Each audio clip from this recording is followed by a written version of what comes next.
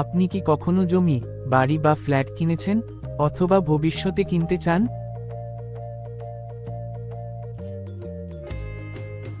তাহলে একটি ডকুমেন্ট সম্পর্কে অবশ্যই জানা দরকার। Sale deed. অনেক মানুষ পুরো টাকা দেওয়ার পরেও আইনি সমস্যায় পড়েন, শুধু সেল ডিড ঠিকভাবে না বোঝার কারণে। আজকের এই ভিডিওতে আমরা জানব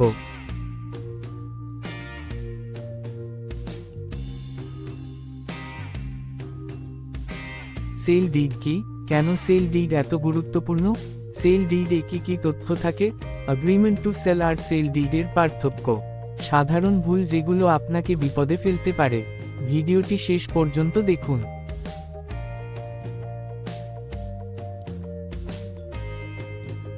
সেল ডিড কি? সেল ডিড হলো একটি আইনি দলিল, যার মাধ্যমে একটি সম্পত্তির মালিকানা বিক্রেতার কাছ থেকে ক্রেতার কাছে হস্তান্তর হয়। সহজ ভাষায় বললে, সেল ডিড সম্পত্তির চূড়ান্ত মালিকানার প্রমাণ।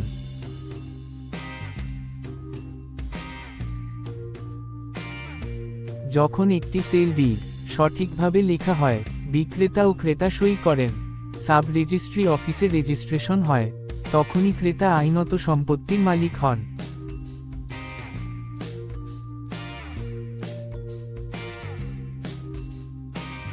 কখন সেল ডিড দরকার হয়? সেল ডিড প্রয়োজন হয় যখন আপনি জমি কিনবেন, বাড়ি কিনবেন, ফ্ল্যাট অ্যাপার্টমেন্ট কিনবেন, যে কোনো স্থাবর সম্পত্তি কিনবেন।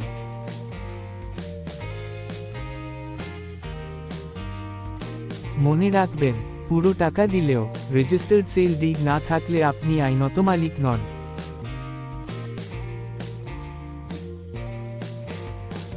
সেল ডিড কেন এত গুরুত্বপূর্ণ? সেল ডিড গুরুত্বপূর্ণ কারণ এটি আইনি মালিকানা দেয়, কোর্টে এটি প্রমাণ হিসেবে গ্রহণযোগ্য, মিউটেশন ও রেকর্ড আপডেট করতে লাগে, ভবিষ্যতের ঝামেলা ও দাবি থেকে রক্ষা করে, লোন, বিক্রি বা উত্তরাধিকার করতে দরকার। সেল ডিড ছাড়া সম্পত্তি নিরাপদ নয়।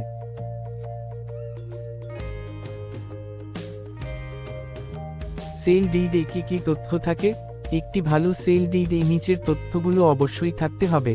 1. বিক্রেতা ও ক্রেতার তথ্য, নাম, ঠিকানা, পরিচয়পত্র, এড।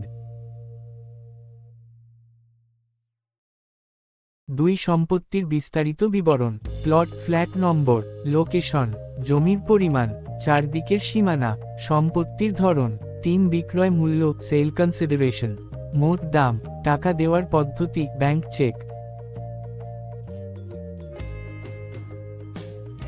4. মালিকানার ইতিহাস, বিক্রেতা কিভাবে সম্পত্তির মালিক হয়েছেন, আগের দলিলের রেফারেন্স। 5. এনকামব্রেন্স ক্লজ, সম্পত্তি ঋণ, মামলা বা ঝামেলামুক্ত কিনা। 6. পজেশন ক্লজ, কবে থেকে ক্রেতা দখল পাবেন।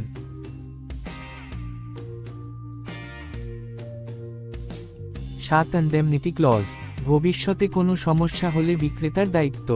8. স্বাক্ষর, বিক্রেতা, ক্রেতা, 2 জন সাক্ষী।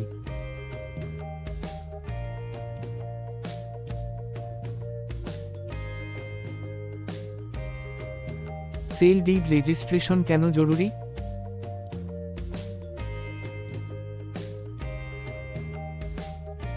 সেল ডিড তখনই বৈধ হয় যখন এটি সাব রেজিস্ট্রার অফিসে রেজিস্টার্ড হয়।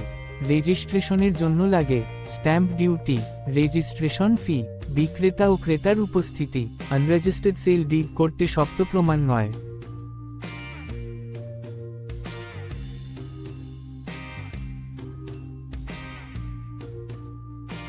এগ্রিমেন্ট টু সেল বনাম সেল ডিড।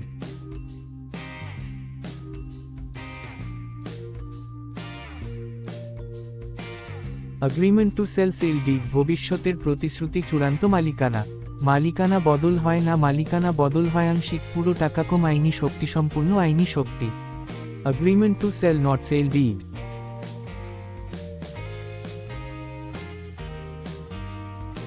সাধারণ ভুল যেগুলো এড়াতে হবে, শুধু এগ্রিমেন্ট করে থেমে যাওয়া, সেল ডিড রেজিস্ট্রেশন না করা, সম্পত্তির নথি যাচাই না করা, কম স্ট্যাম্প ডিউটিতে দলিল করা, এগুলো বড় আইনি সমস্যার কারণ হতে পারে।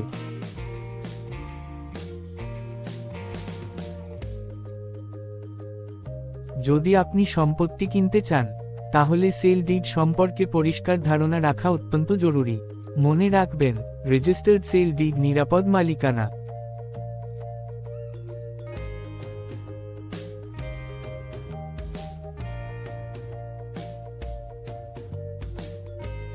ভিডিওটি ভালো লাগলে লাইক করুন। জমি বাড়ি সংক্রান্ত এমন তথ্য পেতে সাবস্ক্রাইব করুন। আর প্রশ্ন থাকলে কমেন্ট করুন।